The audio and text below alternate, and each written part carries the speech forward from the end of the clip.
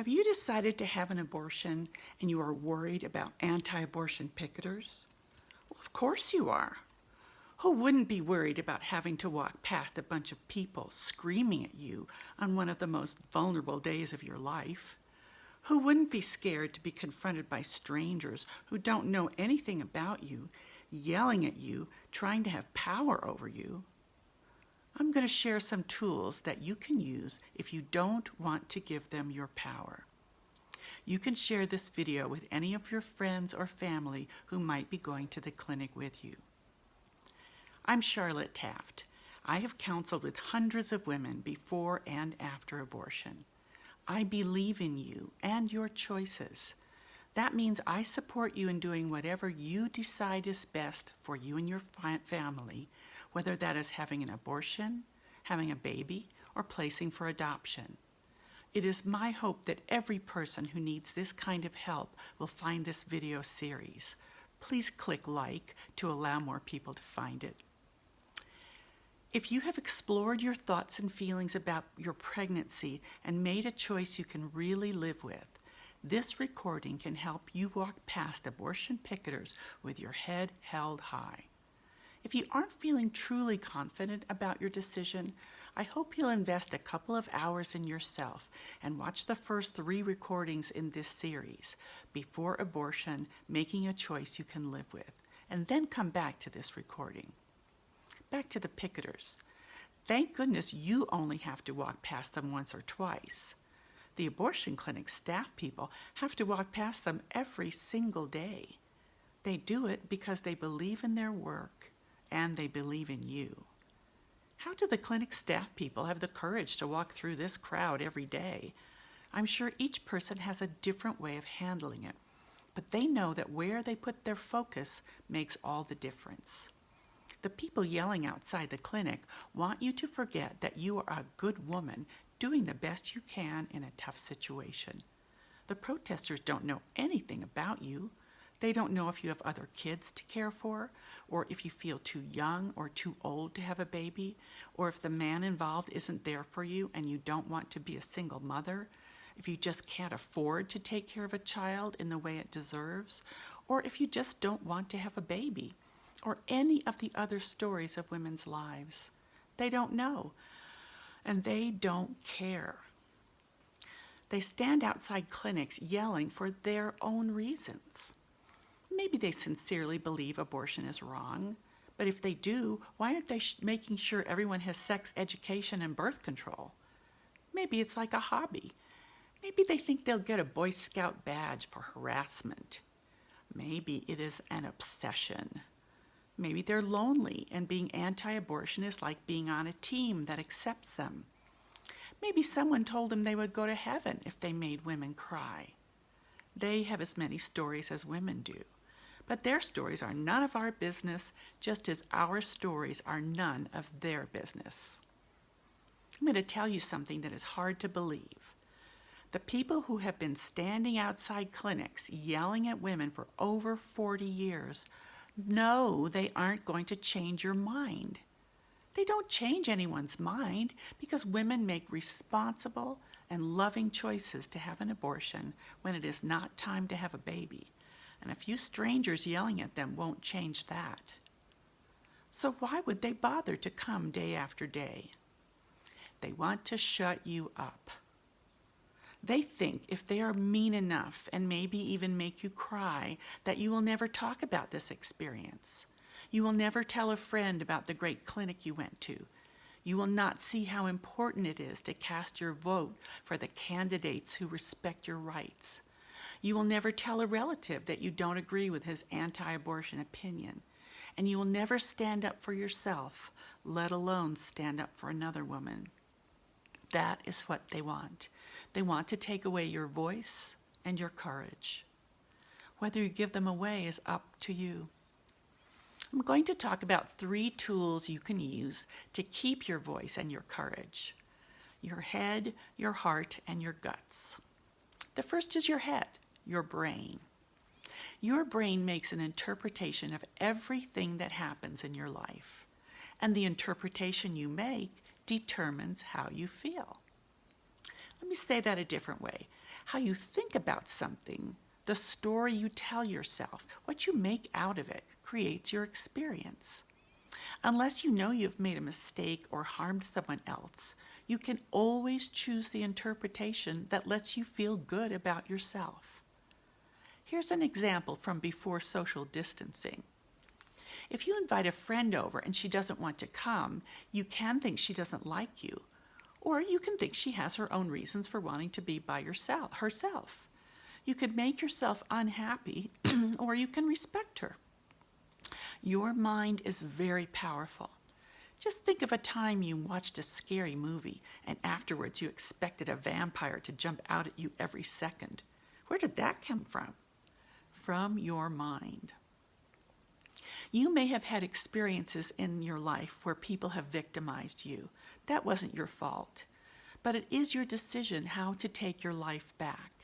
If you think of yourself as a victim, you will feel sad and scared and pitiful and ashamed, like a victim.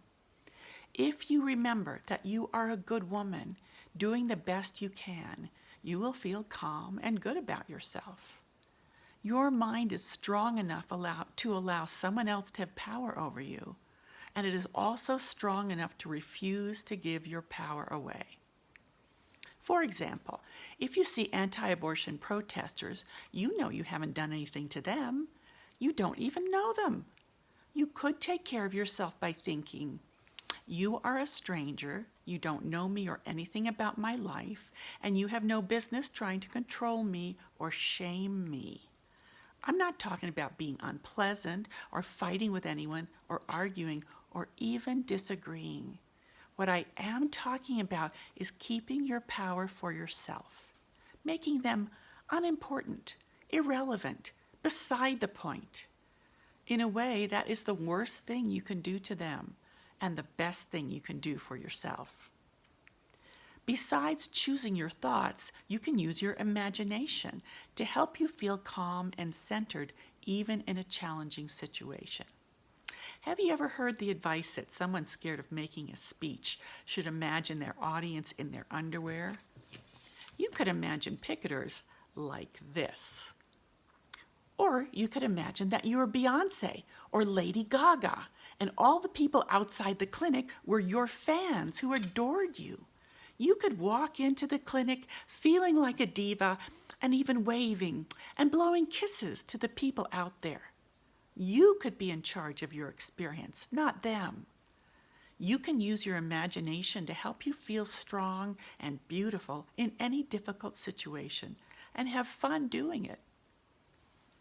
The second tool we're going to talk about is your heart. Your heart is just as powerful as your head. When these two parts are working together, there is nothing you can't do. Just like your powerful head, you and no one else are in charge of your powerful heart. You are the only one with the key to your heart. You decide when to open your heart and let someone else in so you can make a connection, and when it is best to protect yourself. Have you ever left the door of your heart open to someone you know could hurt you? Or even worse, actually given them the key? Yeah, me too. Aren't we silly? What makes the difference is actually deciding on purpose when to open your heart, instead of doing what you usually do without thinking about it. If you keep finding yourself with people or in situations that hurt you, actually deciding when to open your heart and when to keep it protected can change your life.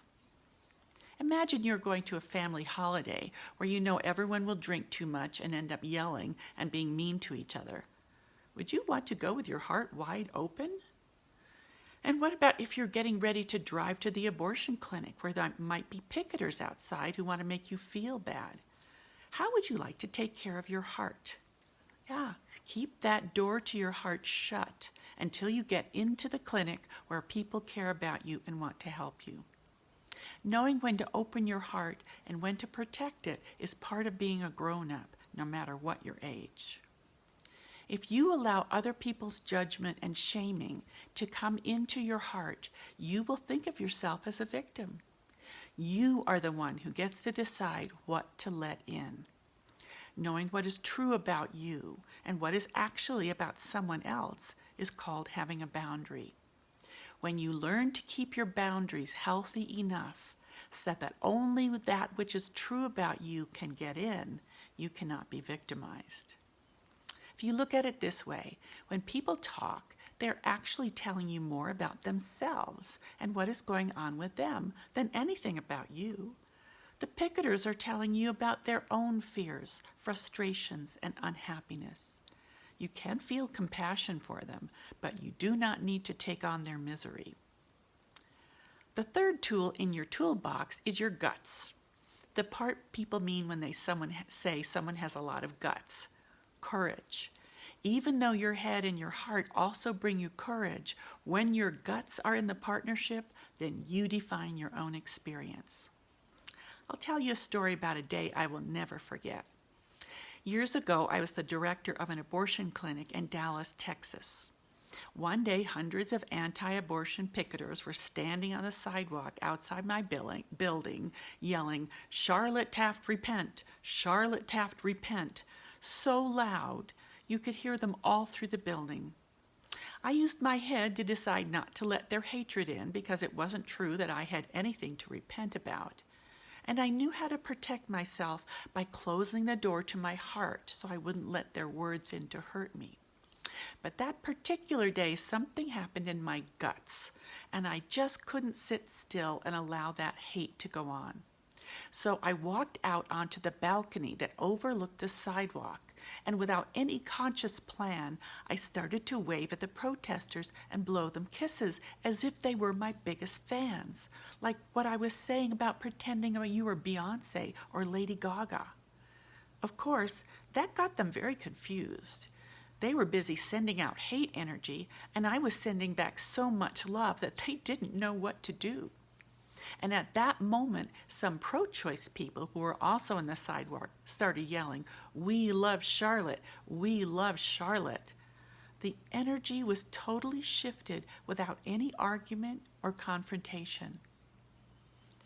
My clinic also had a huge banner that we put on the balcony railing when we had picketers. It said, "At this clinic, we do sacred work that honors women and the circle of life and death. When you come here, bring only love." By putting this statement out in front of the clinic, we were defining ourselves and our work, not letting ourselves be defined by someone else. In this same way, you can define yourself and claim your own goodness and your own right to life. What did we mean that we do sacred work? The word sacred means set apart. We meant that helping women to make their own choice about when to bring new life into the world is very important and sacred work. Special work. That decision asks women to be honest with ourselves, to look deep into our hearts, our beliefs, and our spiritual lives. It even asks us to think in new ways about what kindness and mercy mean and what it involves to be someone's parent, about not just our rights, but our responsibilities. We honor women because women do the hard work of mothering and of making decisions about when and whether to mother. We honor them when they make the important decisions to say yes, and we honor them when they make the important decision to say no. We talk about the circle of life and death because we know that abortion is a decision about life and death. Of course, a pregnancy is living. The sperm and egg that made it had to be living in order for a pregnancy to occur. What kind of life it is and whether it is best to allow it to be born in the world is a decision that can only be made by the person within whose body it resides. When you come here, bring only love is a challenge for all of us to bring our best selves to this sacred process. It means that we care about each other and honor each other in this sacred space.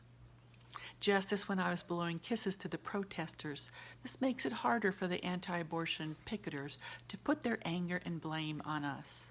And it also means that if you are having a hard time, if you are feeling frustrated and angry about this experience, leave your anger outside the door and allow the people in the clinic to be your partners. When you come here, bring only love. If you are religious or spiritual, you could imagine Jesus or God or Mary or Buddha or the prophet or an angel or whomever you would like walking right beside you as you go into the clinic. Feel their love. Stand tall and proud.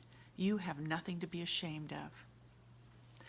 So when the time comes to walk past protesters or to deal with your anti-abortion uncle or tell a friend about the amazing clinic that did your abortion or register to vote so you can support a candidate who respects your choices, you might just reach into your toolbox and use your head, your heart, and your guts all together so that you can have the experience you choose, not the one someone else chooses for you.